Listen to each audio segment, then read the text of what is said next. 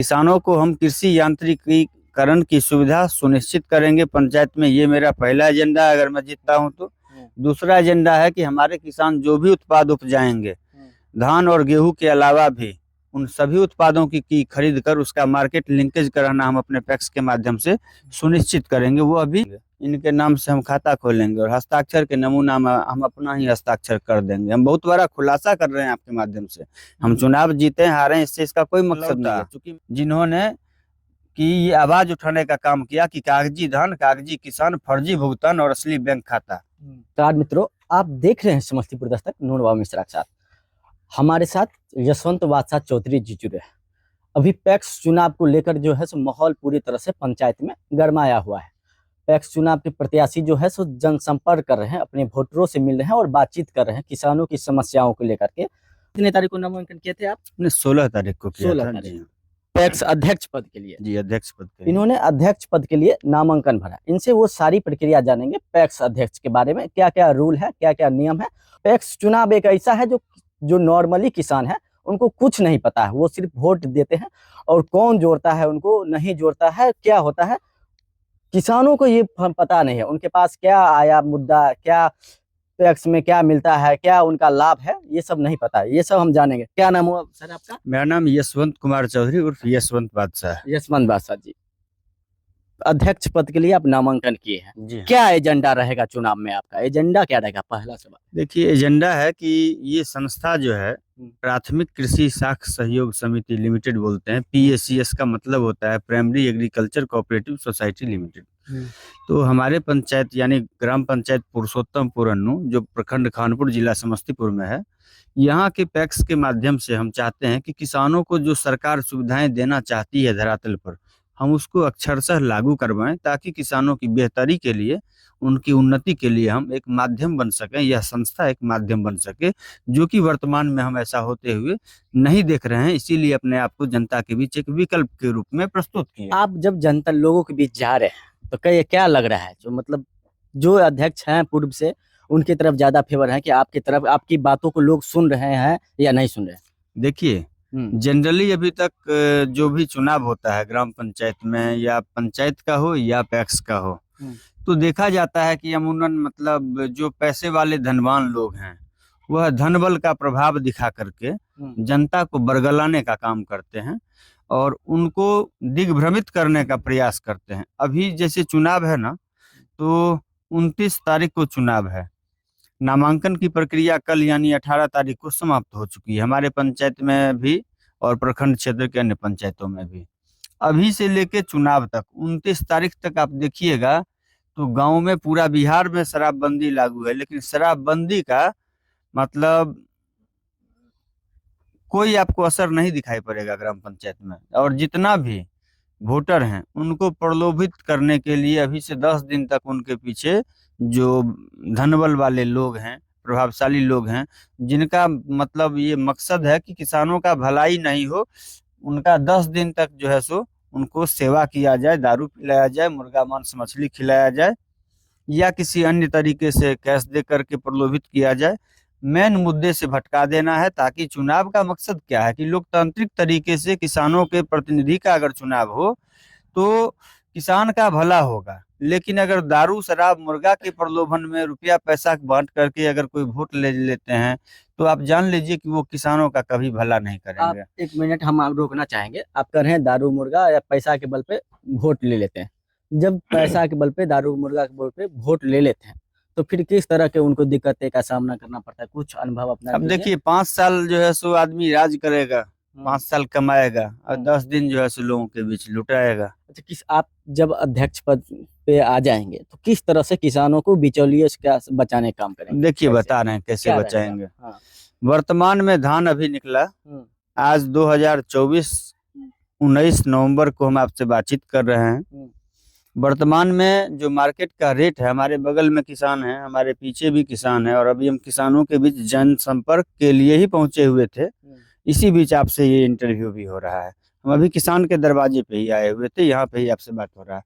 इनसे भी पूछिए, इन लोगों से भी पूछिए। आज का रेट है 1800, 1850, 1850, ठीक है। और बिचौलिए इसी भाव में भी खरीद रहे हैं, जबकि यही धान खरीद का जो न्यूनतम समर्थन मूल्य है, मिनिमम सपोर्टिंग प्राइस जो सरकार ने तय किया है, वो 2340 रुपये क्विंटल है।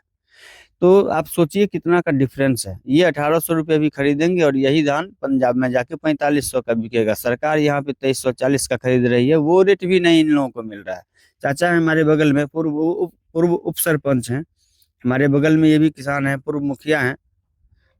इन लोगों से एक बार आप पूछिए कि रेट क्या है धान का, वास्तविक रेट आपको ये बता देंगे। लेकिन सरकार का रेट 2340 है, क्या इनको मिल रहा है पूछिए। टैक्स तो इनके यहाँ भी है। और यही मुद्दा मैंने 2020 में उठाया था, जब मैं 10 दिसंबर 2019 को पिछली बार पैक्स में सदस्य का नॉमिनेशन किया और प्रबंध कार्यकारिणी के पद पर हम सदस्य के रूप में 426 मत से निर्वाचित हुए थे, चुनाव लड़के। करीब 1.25 लाख लोग पूरे बिहार में प्रबंध कार्यकारिणी सदस्य बने 2019 में जो पैक्स का चुनाव हुआ। तो हम उसमें इकलौता जिन्होंने कि ये आवाज उठाने का काम किया कि कागजी धान, कागजी किसान, फर्जी भुगतान और असली बैंक खाता, ये मुद्दा काफी चर्चा में रहा। हमने निजी रूप से उसमें शिकायत किया था सहकारिता मंत्रालय में, मंत्री के लेटर से यहाँ पे जांच भी हुआ, लेकिन कोई कार्रवाई नहीं हुआ। आज पूरे बिहार में सुधार हुआ, 1 नवंबर से पूरे बिहार में धान की खरीद हो रही है। लेकिन आज भी स्थिति वही है कि कागजों पर ही सब कुछ हो रहा है। वर्तमान में बिचौलिए धान खरीद रहे हैं गाँव में किसानों से, लेकिन पैक्स धान नहीं खरीद पा रहा है। चूंकि अवेयरनेस की कमी है, जनता को ऑनलाइन कराने के लिए, धान बेचने के लिए जो है सो ऑनलाइन कराना पड़ेगा। अच्छा, हम ये रोकना चाहेंगे, पैक्स अध्यक्ष की जो योजना है जी। वो किसानों को पता ही नहीं है कि पैक्स में क्या सब योजना आता है, क्या सब लेना है, क्या हक है हमारा, वो अध्यक्ष से मांग नहीं कर पाते हैं। अगर आप जीत करके आते हैं तो आप इसको किस तरह से डालेंगे? देखिए, हर संस्था का एक दायित्व होता है। जैसे ग्राम पंचायत का दायित्व है पंचायत में विकास कार्य को करना और करवाना, वैसे ही पैक्स का दायित्व है कि पंचायत के किसानों से उनके द्वारा उपजाए गए उत्पाद, यानी धान यहाँ उपजाते हैं लोग, गेहूं उपजाते हैं, मकई उपजाते हैं, तो सरकार के माध्यम से ही धान और गेहूं की खरीद कम से कम हो, ये हम 100% सुनिश्चित करवाएंगे कि किसानों को, हम जिस पंचायत में यानी पुरुषोत्तमपुर अन्नू पंचायत से पैक्स के लिए लड़ रहे हैं, अगर हम निर्वाचित होते हैं तो ये मान के चलिए कि यहाँ के किसान जो वास्तविक में धान उपजाएंगे उनका धान सरकारी मूल्य पर खरीद होगा, और जो ये बिचौलियों का रेट है उससे उनको बचने का मौका मिलेगा, ज्यादा मुनाफा मिलेगा उनको। पैक्स में जो है सो जो पैक्स अध्यक्ष होते हैं उनके द्वारा नाम जोड़ने की प्रक्रिया होता है पूरे बिहार में, ये बात है। इस तरह किन कठिनाइयों का सामना करना पड़ता है जो खुद अपने लोगों को नाम जोड़ देते हैं और अलग दूसरे किसान है, दूसरे जगह है, उसको नाम नहीं जोड़ पाते हैं, जितना उनका वोट है उसी संख्या में वो जोड़ते हैं नाम। इस तरह की मुद्दा पे आप क्या कहना चाहते हैं पूरे बिहार में? देखिए, मुख्यतः पैक्स में क्या होता है कि सबसे पहला घोटाला सदस्य से ही शुरू होता है। कि सदस्य जो है डमी बनाए जाते हैं, जो मतलब कि खेती नहीं कर रहा है, बाहर में प्रदेश में रह के पूरा परिवार काम कर रहा है। आप देखिएगा वोटर लिस्ट में उसका नाम है, एक घर में, एक घर से एक ही नाम देना है, एक घर में आपको 4 नाम मिलेगा, 8 नाम मिलेगा। जिसके पास 1 कट्ठा जमीन नहीं है खेती के लिए और वो खेती नहीं भी कर रहा है, फिर भी उसका नाम है। ठीक है, तो सदस्यता में एक तो पहला घोटाला है। दूसरा, यही जो व्यक्ति बाहर में रहेंगे और सदस्य के रूप में उनका नाम रहेगा निर्वाचन सूची में, उन्हीं के नाम पे जो है सो डमी रूप से उनको दिखाया जाएगा कि रैयत अथवा गैर रैयत श्रेणी में उनके नाम पर धान की खरीद हो जाएगी, गेहूं की खरीद हो जाएगी, उनके नाम से खाता में भुगतान होगा। और पहला घोटाला होता है सदस्य बनाने में। दूसरा घोटाला है धान खरीद अथवा गेहूं खरीद में फर्जी नाम को जोड़ करके उसके नाम पर पैसा उठा लेने में। तीसरा घोटाला है, जब आप कोऑपरेटिव बैंक में देखेंगे तो ये जो डमी नाम पे पैसा आता है, सब पैसा आता है कोऑपरेटिव बैंक के खाते में। कोऑपरेटिव बैंक में खाता कैसे खुलता है, तो आपके नाम से, जैसे आपका नाम नूनू बाबू मिश्र है या इनका नाम अशोक कुमार है, हम अगर अध्यक्ष मान लीजिए हो जाएं, इनको कहेंगे अपना आधार कार्ड दीजिए, ये अपना आधार कार्ड देंगे, इनके नाम से हम खाता खोलेंगे और हस्ताक्षर के नमूना में हम अपना ही हस्ताक्षर कर देंगे। हम बहुत बड़ा खुलासा कर रहे हैं आपके माध्यम से।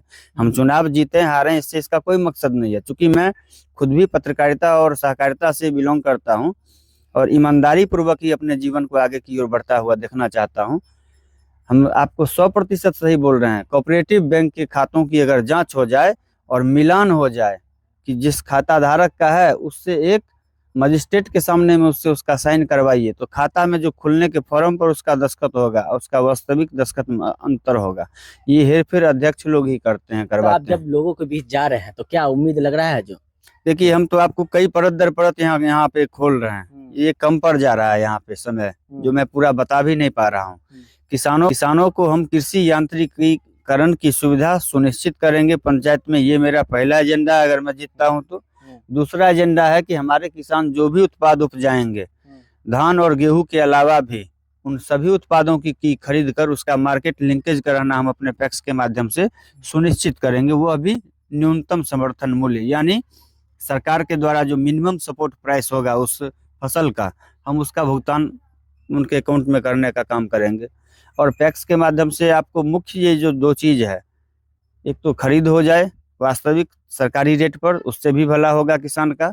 और कृषि यांत्रिकीकरण के नाम पर सरकार प्रति वर्ष करोड़ों रुपए का बजट जो है खर्च करती है, लेकिन धरातल पर जाइए किसी भी पैक्स में आपको मतलब छोटे जो लघु किसान हैं, सीमांत किसान हैं, मध्यम वर्ग के किसान हैं, उनको कृषि यांत्रिकीकरण की असुविधा होने के कारण उनका फसल लेट होता है और उससे उनको नुकसान होता है उत्पादन में भी। हम ये सुनिश्चित करेंगे कि कृषि यांत्रिकीकरण की सुविधा सुनिश्चित हो हमारे पैक्स में। धान और गेहूं की फसल के अलावा अन्य फसलों का भी हम खरीद सुनिश्चित करें न्यूनतम समर्थन मूल्य पर। और तीसरा, खाद और बीज का भी उपलब्धता हम इनको करवाएं। और चौथा, सहकारिता के माध्यम से जो छोटा ऋण होता है किसान को, वो छोटा ऋण वगैरह भी हम उपलब्ध करवाएं, जो कि हमारे पैक्स में बिल्कुल बंद हो चुका है। ठीक है।